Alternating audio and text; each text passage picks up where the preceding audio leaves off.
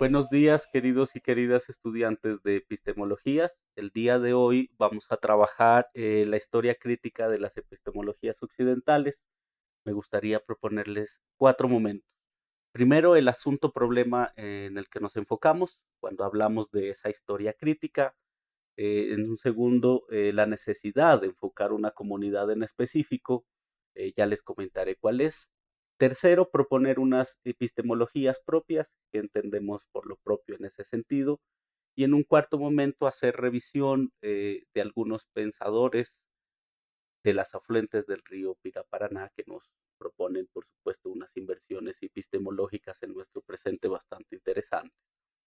Para el primer punto, el asunto problema al que nos enfocamos, entonces, considerar que la historia crítica de las epistemologías debemos entenderla como una crisis civilizatoria. Y en este caso me enfocaré solamente en la ambiental, dado a que hay muchísimas críticas, muchísimas crisis de todo tipo, políticas, económicas, culturales, etcétera. Vale, entonces es solamente la medioambiental en la que me enfocaré. Segundo, comentarles que cuando hablamos de unas sociedades de la comunicación y de la información, debemos entender que no hablamos de una sola, sino que hablamos de sociedades en plural, precisamente porque hay unas lógicas territoriales, vitales y del pensamiento que implican, digamos, que tengamos que reconocer sus pensamientos, sus actividades culturales y sus formas de vida en específico, razón por la cual me parece necesario investigativamente y por procedimiento, digamos, intelectual y cultural también enfocarlo de esa manera. Es decir, de la necesidad no de hablar solamente de una sociedad, sino de unas sociedades plurales que tienen unas epistemologías en específico que son llevados a cabo en sus formas de vida. La pregunta entonces, o las preguntas que quisiera enfocar con ustedes son dos en este asunto problema, ¿cierto? ¿Cómo se configura una sociedad de la información y la comunicación en las afluentes del río Amazonas, perdón, del río Piraparaná en el Baupés, al sur del Amazonas?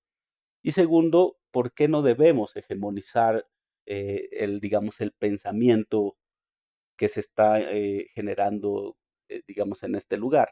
¿Ok? Entonces, cuando hablamos de una sociedad de la información y la comunicación, por lo general tendemos a hegemonizar que se trata de uno solo, y en realidad lo que nos van a proponer estas comunidades es algo totalmente distinto, lo que me atreveré a llamar una inversión epistemológica que se da en la modernidad, pero que llega a nuestro presente.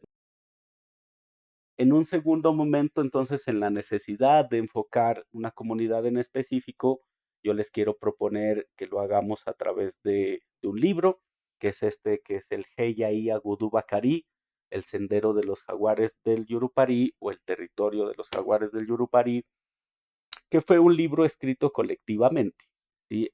Por las comunidades Barazana, Eduria, Itana, Macuya y Tatuyo. ¿Vale? Entonces es un trabajo colectivo en compañía con la Fundación GAI Amazonas, que son investigadores locales y también nacionales que ayudaron a conformar este proceso. El hecho de que sea una investigación colectiva por comunidades indígenas y también por mestizos, pues va a tener bastantes implicaciones en las que ya me demoraré. ¿Vale? Entonces, miren, les propongo que hablemos de las afluentes del río Piraparaná, cómo se configuran, entre otras cosas, su pensamiento, y también que problematicemos qué significa la escritura. Recuerden que para las comunidades indígenas, la escritura siempre significó una forma de enajenación, es decir, de coacción de todas sus formas de vida a partir de un proyecto evangelizador como fue el de la conquista y la colonia. Evangelizar implicó subestimar sus saberes y decirles, entre otras cosas, que como no tenían escritura, entonces ellos eran comunidades subdesarrolladas y no habían desarrollado un pensamiento, ¿no? Entonces la escritura se vuelve bastante problemática cuando empezamos a conversar por qué ellos entonces tienen la intención de escribir un libro que jamás se ha escrito, digamos, en las afluentes de este río, ¿no? Entonces, mucho ojo al verbo escribir, qué significa escribir para estas comunidades en específico, ¿no? Eh, en esa medida, entonces, ¿cómo está conformado el libro? En principio, el libro narra la historia de los orígenes y el modo de vida de los pueblos Barazana, Eduria, Itana, Macuya y Tatuyo, como ya les había manifestado. Entonces es un libro colectivo, con colectivo y comunitario que vuelve a las artes de la tierra, ¿no? Por otra parte, el libro cuenta de qué manera estos pueblos del Pirá Paraná responden a cambios que les presenta el mundo contemporáneo. Y entre esos cambios, pues, son el calentamiento global, la devastación de la tierra, la propiedad, por supuesto, de la tierra, que viene desde la colonia hasta nuestros días. Y además porque esto configura su pensamiento ancestral, es decir, todo lo que ellos han venido luchando, ¿cierto? Y resistiendo para que sus territorios pues se configuren como propios. Por otra parte, en el libro se emparentan tanto la sabiduría tradicional amazónica como las tecnologías y los medios de comunicación modernos, ¿sí? Eh, y que son aprovechados por fines tradicionales. ¿Esto qué quiere decir? Que, por ejemplo, los sabedores y sabedoras de las comunidades transmiten sus conocimientos oralmente a los jóvenes para que esos, digamos, formas de vida no sean perdidas en el tiempo, pero además utilizan una técnica moderna como es la del libro, ¿sí? El libro que valga la aclaración y hacer las pertinentes precisiones, siempre supuso una forma de evangelización y de coacción de su saber y de su conocimiento, ¿no? Por otra parte, miren, como les había comentado, nadie en el río Piraparaná había escrito antes un libro, ¿sí? Conocían unas cartillas, por supuesto, digamos que eran llevadas a las comunidades para alfabetizarles. Conocían un libro que ellos llamaban un mamotreto que tenía un dios raro, se referían por supuesto a la Biblia, y además ninguno de los otros eh, o de las otras comunidades había integrado un grupo colectivo que les permitiera escribir un libro en común. Y además que se utilizara una lengua en común con unos propósitos muy contemporáneos, como es la defensa, digamos, de un pulmón de la tierra, como es el Amazonas y lo que significa el Amazonas para todo el mundo y para el contexto en el que vivimos, ¿no? De devastación y destrucción de la casa grande, como ellos le llaman, ¿no? Esa conformación de este libro entonces hace que, por ejemplo, los mayores y mayoras compartan sus conocimientos a los más jóvenes de cómo realizar, por ejemplo, el trabajo con la tierra, la pesca, la cosecha, ¿cierto? En unos calendarios muy específicos que se dan en este territorio. Personas externas, es decir, a las comunidades, los mestizos y mestizas, piden explicaciones y clarificaciones acerca de lo que significa su cosmos vital y sus formas de vida para poder ser traducidas al español, por ejemplo, ¿cierto? Y además, estos grupos étnicos, por ejemplo, piden asistencia técnica tanto a los mestizos como a los jóvenes para poder llevar a cabo sus investigaciones y cómo será reproducido en la forma libro, ¿no? Entonces, miren, ese es un aspecto importante de cómo podemos nosotros comprender una técnica moderna, como es la escritura alfabética, bajo una tecnología en específico, como es la producción de libros, ¿cierto? Y además utilizarlos con otros fines. Esos otros fines son, por supuesto, la defensa del río Piraparaná en el Amazonas. Un tercer momento importante de este libro del Heyaí Agodubacari, el territorio de los jaguares del Yupari, es pensar, por ejemplo, qué epistemologías propias están produciéndose. Además, porque bajo esta idea que debemos aterrizar en una comunidad o en una sociedad en específico para pensar, para saber cómo piensa y cómo se articula culturalmente, pues es necesario hacerlo. Sobre todo porque no se trata de hegemonizar el pensamiento. Y precisamente la modernidad o una ruptura de la modernidad que se da es que nosotros ya no podamos hablar de saber, sino de saberes, y tampoco de conocer, sino de conocederes o conocimientos en plural, ¿no? Entonces, miren, ¿cómo se configuran esas epistemologías propias? Para eso preguntemos, por ejemplo, ¿qué realizan en ese libro, ¿no? Primero, un proceso consistente en el registro, transcripción, traducción y representación de sus saberes, es decir, de una investigación en plural. Segundo, ¿qué investigan? Me permito indicarles en específico. Primero, el cuidado de la salud.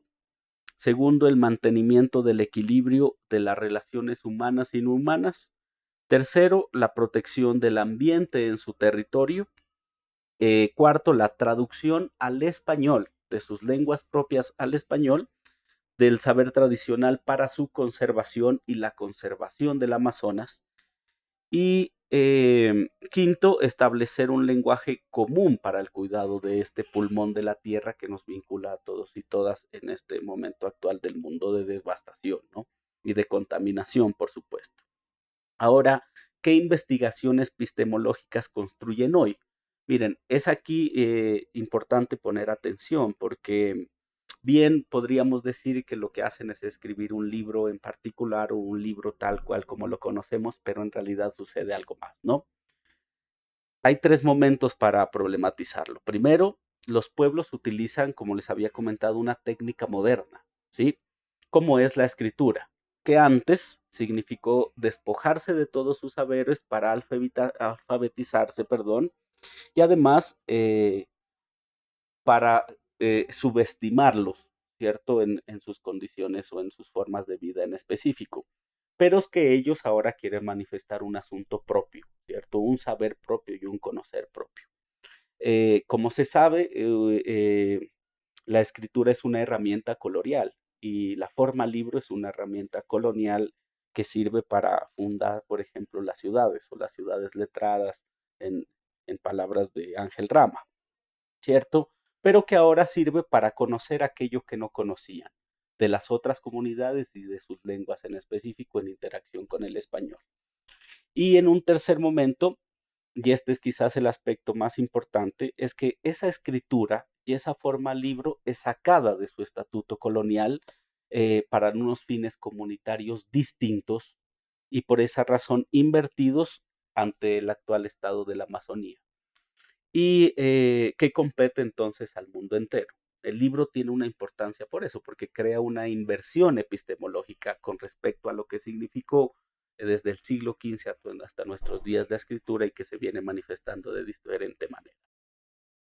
Para pasar ya al último momento, eh, ¿cómo se configuran entonces estas comunidades de las afluentes del río Piraparaná como sociedades de la información y del conocimiento? ¿Cierto? Primero, ¿qué informan y qué conocen los pueblos de estas afluentes del río? Me voy a permitir hacer una pequeñísima lectura, ¿cierto? De la página 165, donde ellos dicen lo siguiente. Los Ayana nos dejaron el territorio ordenado. A cada grupo étnico se le dio el respectivo territorio y por lo tanto la forma de administrarlo, tanto en lo humano como en lo ambiental. Esto implica tener conocimiento, tener el saber. El saber implica tener la capacidad de manejar el mundo desde otra dimensión, para así obtener el bienestar de la naturaleza y de la humanidad, y esto también significa tener una relación con los seres de la naturaleza. ¿Vale? Esto está en una sección del libro llamado El cuidado del medio ambiente en nuestro territorio y las gentes del saber, ¿no? Entonces, miren, ¿qué podemos ya para concluir extraer, digamos, o comprender, digamos, de lo que nos están proponiendo aquí, ¿cierto? ¿Qué implica tener el conocimiento y tener el saber para los Piraparaná? Primero, no proceder por diferenciación o parentesco, ¿cierto? Sino por medio de una conjunción o vinculaciones de distinto tipo que sirven para crear un lenguaje en común. La defensa, insisto, digamos, de la devastación del Amazonas y sobre todo de las afluentes del río, ¿no? Eh, en un segundo momento ellos hablan, por ejemplo, de nuestros pensadores, desde la Maloca, que ordena el mundo según el conocimiento de cada etnia, ¿sí? Para estas comunidades, entonces, cada etnia tiene un manejo específico de la tierra.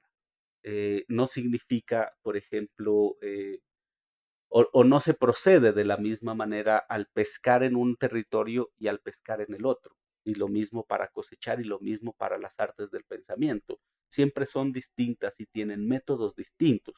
y es allí donde comprendemos o andamos mucho más en lo que significa unas sociedades, ¿no? Unas comunidades. Ellos también nos hablan en estos apartes del conocimiento que se debe tener para curar males y enfermedades, ¿cierto? Es decir, de un sistema médico que significa curar, por supuesto, todo lo que tiene que ver con el cuerpo, pero también con la selva, ¿cierto? Es decir, que tienen un sistema médico en específico. Además nos dicen que tienen dueños, ¿sí? Con los cuales se pueden comunicar nuestros pensadores. Recuerden que para la evangelización, cuando se hablaba de dueños o semidioses, siempre se les hablaba o se les consideraba como personas supersticiosas, ¿no? Por el contrario, ellos consideran que es necesario pedir permiso a los dueños de este territorio, que son entidades, por supuesto, no humanas, pero que nos demuestran entonces que tienen un pensamiento metafísico y de la vida cotidiana, ¿no? Y en este sentido, ya para concluir entonces, que se da en términos reales, ¿sí? Todo este pensamiento médico, metafísico de las artes de la vida, de la convivencia y de lo que significan las comunidades para ellos y ellas, pues tiene un aterrizaje en la vida cotidiana, se manifiesta además de manera voluntaria en bien de la comunidad y además no se piensa a través de categorías tan abstractas como idea, conocimiento, ¿cierto? Y aquí yo recuerdo a un chileno que decía que los problemas son siempre los problemas de alguien, no son problemas ajenos o no son problemas en abstracto. Siempre que tenemos digamos, una epistemología, debemos hablarla en plural, siempre que hablamos de un problema epistemológico, fundamentalmente aterrizarlo en un territorio, una